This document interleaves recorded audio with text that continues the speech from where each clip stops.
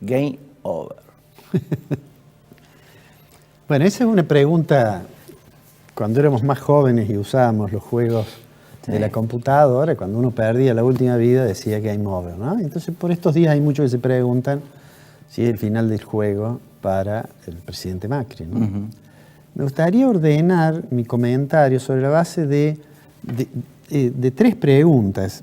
Esta mañana, de un periódico extranjero que se dirige sobre todo a los inversionistas, digamos, que miran a Argentina, me hicieron tres preguntas que me parece que muestran digamos, qué es lo que preocupa visto de afuera y quizás mirando un poquito más allá de la coyuntura, digamos, de todos los días que estamos atravesando.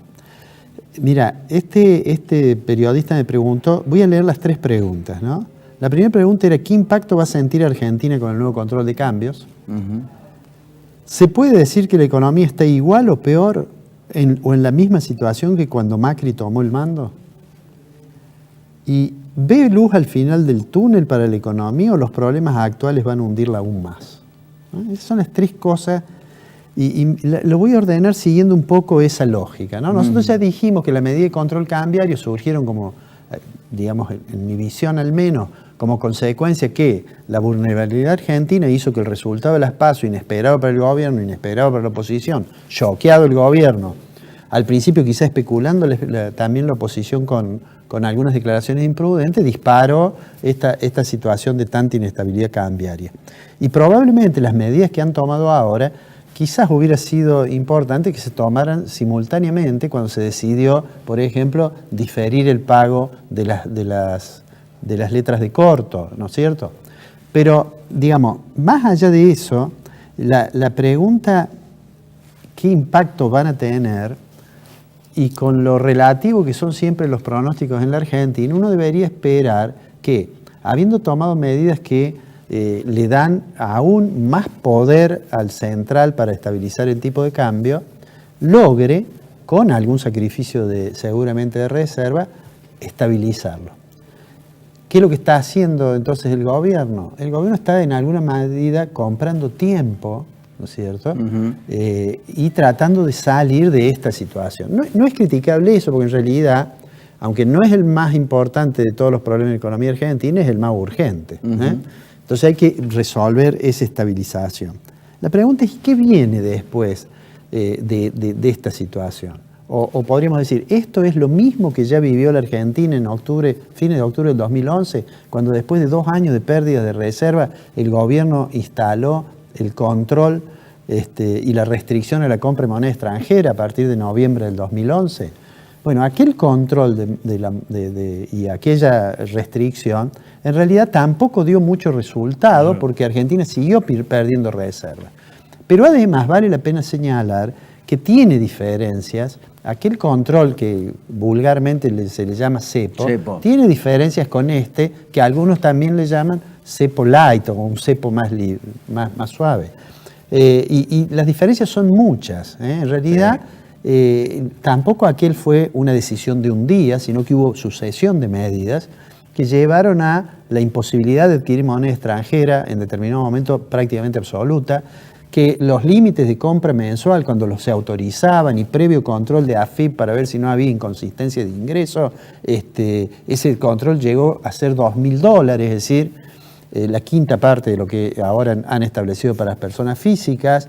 Se pusieron impuestos, se puso impuesto a las ganancias, percepciones, impuesto para el dólar de turismo, obligación de avisar 7 días antes de un viaje si uno quería hacer uso de moneda, digamos. Virtualmente fue mucho más duro. Pero también es una restricción, ¿no? Y el fondo de las dos decisiones en realidad es el mismo, que es la dificultad de Argentina para, digamos, generar los dólares que utiliza para importaciones, para viajes, para formación de activos externos, eso que se llama fuga normalmente, etc. Entonces digo, los efectos en el corto plazo, bueno, vamos a tener esta estabilización. Cuando perduran los efectos de controles cambiarios, empiezan a aparecer otros fenómenos. Seguramente, en algún momento, si esto perdura en el tiempo, si tiene éxito en la estabilización y perdura en el tiempo, bueno, empezaremos a mirar con un poco más de detenimiento qué pasa con el dólar en el mercado marginal, con el dólar blue, qué pasa con el dólar de este dólar que se llama dólar implícito de las operaciones de bolsa. Digamos, un conjunto de cuestiones que tratan de salir de la restricción que está establecida. ¿Y digamos, cómo se ve después de esto? Digo, después que pase la corrida cambiaria y bajo el supuesto de que logren estabilizar el tipo de cambio, bueno, lo que queda es como después de una tormenta se ve qué es lo que ha quedado, cuáles son los daños que ha habido. Sin lugar a dudas hay dos elementos que claramente ya ahora pertenecen al pasado. Uno de ellos es la tasa descendente de inflación. La inflación, este fenómeno que ha sido el principal fracaso del gobierno de Macri y que venía reduciéndose, bueno, eso desapareció. Y seguramente la semana que viene, cuando conozcamos el índice de precios del consumidor, ese índice ya va a tener el impacto de la corrida cambiaria durante 15 días. Es decir, porque digamos que esto se desató fundamentalmente a partir del día 12. Entonces la segunda quincena del mes de agosto va a parecer claramente mucho más elevada, ¿no es cierto? Pero después hay una parte que va a corresponder, que va a trasladarse al índice de septiembre. Ahí hay una cosa importante. ¿Cuánto de la devaluación va a pasar a precios? Ese es el tema. Ese concepto o ese pase que los economistas llaman pass-through, ese pase muy probablemente no va a ser toda la devaluación. Pero esto que podría ser una buena noticia, que no toda la devaluación pase, se asienta en una realidad que no es buena, y es que no pasa toda porque no hay demanda para que pase toda. La recesión es muy fuerte. La caída del nivel de los salarios, que explica la caída del nivel de actividad, también impide que pase todo a precios. Y entonces quiere decir que la segunda variable que el gobierno tenía alguna esperanza que pudiese evolucionar bien, que es la evolución de la actividad económica, mirando el estimador mensual de la actividad económica, el EMAE, uno puede allí ver claramente que venía con una ligera recuperación, muy heterogénea. Bueno, eso también hay que olvidarlo. Entonces, ¿qué nos espera después de este paso? Yo digo, al gobierno actual no se le puede pedir mucho más que logre estabilizar el mercado cambiario. Y que llegue a diciembre. Está comprando tiempo para llegar. ¿Qué va a pasar después? Esto que de afuera dicen, ¿hay luz al final del túnel o esto va a terminar? Bueno, eso depende, y al margen de quién asume el 10 de diciembre, lo que parece absolutamente necesario es que allí sí exista un plan integral que tome los problemas de precio, que tome los problemas fiscales, que establezca claras metas en materia fiscal, que tenga una política monetaria consistente con la política cambiaria. ¿Puede hacer un gobierno solo? Bueno, y esa pregunta es con lo que yo justamente quería terminar, pero eso solamente se puede hacer en un marco de construcción de un consenso muy amplio entre los políticos, entre los empresarios, entre los dirigentes sindicales, entre todos los sectores que sean capaces de acordar una agenda mínima que permite transitar un camino, digamos, de recuperación en un periodo que va a ser complejo. ¿Por qué? Por delante está la negociación con el Fondo Monetario, por delante está intentar estabilizar el nivel general de precios, por delante está recuperar cierto dinamismo de la economía. Ahora, ¿qué pasa, por ejemplo? Porque, es cierto, suponte que llegue el 11 de diciembre, asuma Alberto Fernández. Es decir, los márgenes de acción van a ser muy estrechos para, digamos, regresar a la época del populismo kirchnerista de su momento. Yo creo que ese momento tan crítico que tiene la economía argentina, a lo mejor puede ser, así como es un riesgo inmenso, puede ser una oportunidad para que haya cierta vocación por construir una cosa, consensuada entre todos los sectores. Y lograr además más responsabilidad de los dirigentes más importantes, ¿no es cierto? Hoy la responsabilidad, obviamente, porque es la responsabilidad primaria, porque es la responsabilidad institucional, la tiene Mauricio Macri, ¿no es cierto?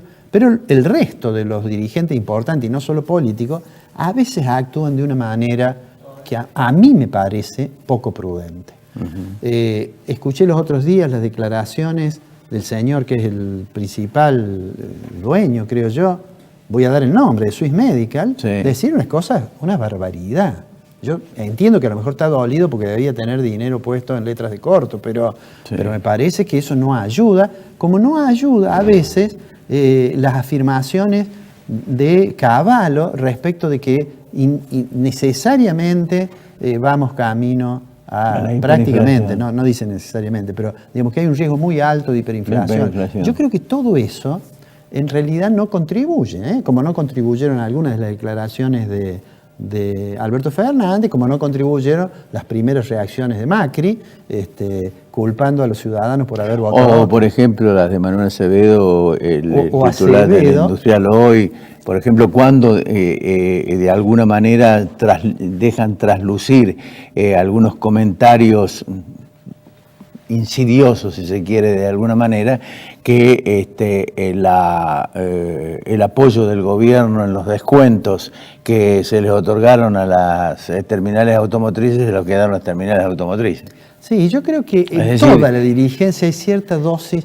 El aprovechamiento de una situación también. Sí, pero eso en alguna medida a veces uno piensa, ¿no estarán jugando con fuego? Y que una situación, digamos, que salga de madre se los va a llevar a ellos también. Ahora, la pregunta es, ¿qué pasa si no llegan los 5.400 millones?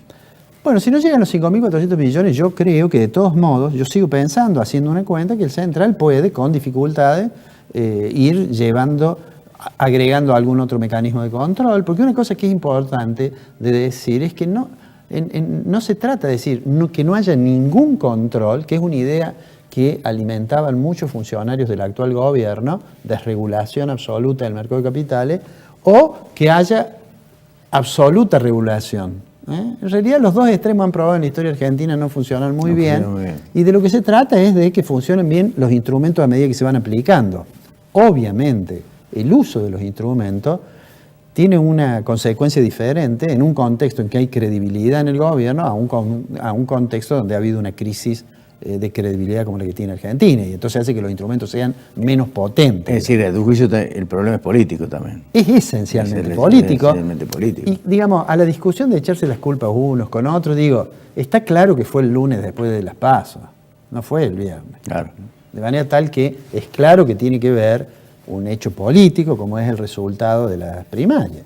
Pero eso no libra de responsabilidad ni al gobierno ni a la oposición. Ahora, en el caso, por ejemplo, que la oposición triunfe, ¿cuáles son las herramientas que puede, más allá de que pueda o no lograrse ese consenso? Porque a mí me cuesta creer de que un gobierno que no se ha caracterizado precisamente por el diálogo, y más allá de que Fernández Alberto sea un tipo considerado dialoguista con los distintos sectores, también va a tener desde el punto de vista político detrás de él un andamiaje que evidentemente no coincide en muchos casos con las posiciones que toma Fernández, ¿no? Bueno, ese es un tema complejo, que es cómo se va a resolver, digamos, las tensiones internas si llega al gobierno Fernández. De todos modos, tampoco van a tener tanto margen ni tantos grados de libertad para hacer cualquier cosa, y hay veces que la fuerza de las circunstancias llevan a que los hombres actúen, digamos... Claro, pero ¿sabés qué pasa? Me parece que, digamos, cualquier tipo de decisión económica que se tome después del 11 de diciembre tiene mucho que ver también con el contexto general que sufren las provincias. Es decir, me da la impresión de que van a tener que tener las medidas suficientes, o por lo menos la claridad suficiente, para atenuar las dificultades que tienen las provincias en este momento. No, sí, yo por eso hablo que hay que construir un consenso de político y de sector y demás. Con el tema de los estados provinciales, sin lugar a dudas, porque los estados provinciales tuvieron un periodo, digamos, entre comillas, de bonanza económica a partir de los aumentos de las partidas de coparticipación, y seguramente eso ya pasó, y hay provincias, bueno, en el caso de la provincia de Córdoba, que además tienen porcentaje elevadísimo de su deuda en moneda extranjera, que le impacta fuertemente la modificación del tipo de cambio, y que baja la recaudación, y que le baja la coparticipación, de manera tal que la construcción de ese consenso va a ser difícil, y por supuesto los gobernadores no pueden estar ajenos a ese consenso. ¿Ves dificultades sociales en el sentido de la posibilidad de que digamos, si a fin de año no se logre, por ejemplo, el caso de Chubut, en el caso de Chubut están cortando, no solamente acá, sino en todos los lugares por la situación que está atravesando. Bueno, lo que sucede es que este salto y este salto inflacionario que vamos a tener, yo digo, eso va a exacerbar seguramente la puja distributiva y la discusión de aquí en adelante es, bueno, cómo se resuelve eso, cómo se abren las paritarias, en fin, cuáles son las medidas que tiendan a morigerar el deterioro del poder de compra de los ingresos fijos. Y eso es un tema complejo en una situación en que además hay restricciones fiscales, ¿no es cierto? La discusión con el Fondo Monetario, que va a ser una renegociación necesaria, me parece que Argentina va a intentar pasar a un programa de facilidades extendida, que es otra línea, digamos, pero que va a tener que incluir seguramente también una rediscusión de las metas fiscales, porque las metas que acordó el actual gobierno obviamente no se van a poder cumplir. El tema de los exportadores y la liquidación, sí. Digamos, ¿vos lo ves con algún tipo de posibilidades que se concrete con cierta, digamos, responsabilidad por parte de los actores fundamentales que son los que tienen que liquidar las divisas? Mira, te digo de eso dos cosas. Las estimaciones dicen que hay entre 9 y 12 mil millones de dólares que todavía no están sin liquidar. Hay diferentes visiones sobre el tema. Yo, en su momento, cuando se derogó el plazo para liquidación, sí, lo dijimos acá, de la misma manera que cuando se quitó el plazo de permanencia de los capitales que entraban, a mí no me parece que sea una medida adecuada. ¿Por qué razón? Yo creo que no hay que liberar, que no, digamos, alguien que exporta no puede, si quiere, no liquidar nunca la divisa. Claro. O sea que la fijación de plazo me parece razonable. Claro. Algunas personas con las cuales tuve una discusión a propósito de que dije esto, me dijeron que en realidad las divisas, los exportadores, las liquidan aún antes de comprar la cosecha. Uh-huh. Mi pregunta fue, ¿cómo es eso? Y me dijeron, no, lo que pasa es que los exportadores toman un crédito afuera, convierten, ¿no es cierto? Hacen como si fuera una liquidación anticipada de las exportaciones, compran y después a medida que van comprando y exportando le van pagando y de hecho ya eso está liquidado. Yo personalmente, que es probable que algunos exportadores hagan eso, no dudo, pero está claro que no todos lo hacen, porque cada vez que se pone un plazo para que exporten, para que liquiden divisa, aumenta la liquidación antes de ese plazo de los que tienen pendiente la liquidación. De manera tal que, es más, creo que ese tema, si bien todas estas medidas se dice que van hasta el 31 de diciembre de este año, mi impresión es que algunas de estas medidas van a seguir después y al margen de quién sea el gobierno. Los otros días el candidato a vicepresidente, Pichetto, dijo, no, si Macri gana, buena parte de estas medidas de emergencia se suspenden el día 11 de diciembre, o como diciendo, vuelve la confianza. Yo no creo que eso se hace. Yo creo que, por ejemplo, en materia de plazo para liquidación de divisas a los exportadores, se va a mantener un plazo. Es más, y creo que vamos a ver liquidaciones, vamos a ver ahora liquidaciones, como consecuencia de la incorporación de ese plazo. Que después puedan decir, mire, en lugar de ser 5 días después que cobraron, que sea 15, puede ser. Pero me parece que no deberíamos pensar en que funciona razonablemente un sistema en el cual no hay plazo para liquidar las divisas que se obtienen por las exportaciones. ¿Los tipos que quedaron enganchados en el fideicomiso? Bueno, de eso hay toda una serie de... Hubo dos temas que creo yo fueron muy producto supongo, del apuro, generaron algunos inconvenientes.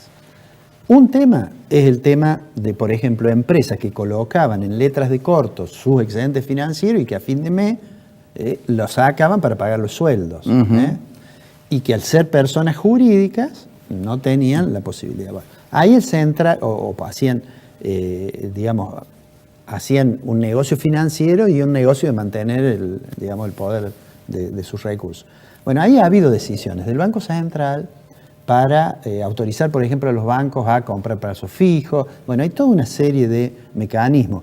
En el caso de los fideicomisos, el tema complicado era que había personas físicas que tomaban una cuota parte del fideicomiso y el fideicomiso, como persona digamos, como una persona jurídica, había tomado títulos que digamos, se postergaba su pago, con lo cual la cuota parte caía y el perjudicado era una persona física. Bueno, de eso también han hecho. Por eso el primer día no operaba y la gente, si quería ver en su pantalla su fideicomiso, no podía acceder. De todos modos, aunque ahora se han resuelto esos problemas, eso para los que tenían fideicomiso ha sido, sin lugar a duda, cuando ven el valor de su inversión, sin lugar a duda, han tenido una pérdida. Ahí te preguntan, estos colegas extranjeros te preguntan si ves la luz al final del túnel. Yo creo que en el medio de la tormenta, ¿no?, una nunca ve el horizonte. O sea, que hasta que pase esto, que yo insisto, porque lo dijimos aún antes de las PASO, dijimos, vamos a tener un periodo de mucha inestabilidad, porque en una economía que es vulnerable, los ruidos de la superestructura política influyen. Además, hay mucha gente que le va bien cuando eso ocurre, de manera tal que creo que por ahora, lo único que yo pretendería del gobierno es que estabilice el mercado cambiario. Y del futuro gobierno, sea cual fuere, que sea capaz de construir esa base de consenso que permita tomar decisiones que no signifique volver a empezar, ¿no? Claro. Porque da la impresión que Argentina, lo he dicho otra vez, tuviese, por creerse demasiado inteligente, lo mismo que le pasó a Sísifo, y que los dioses lo hubieran condenado a subir la piedra hasta la cumbre de la montaña, y cuando está llegando se cae y tiene que volver a subir la piedra. Bueno, ahora volveremos a empezar.